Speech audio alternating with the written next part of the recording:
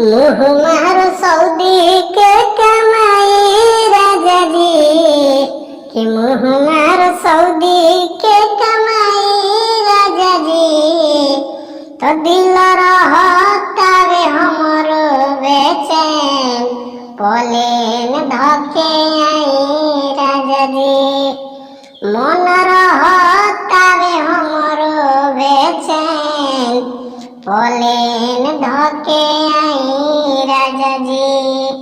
तो मुँह मारो सऊदी के कमाई राजा जी, कि मुँह मारो सऊदी के कमाई राजा जी।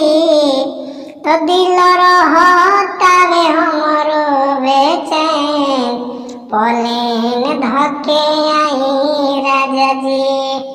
मन रहतावे हमरो बेचैन, पलेन धके आई राजा जी।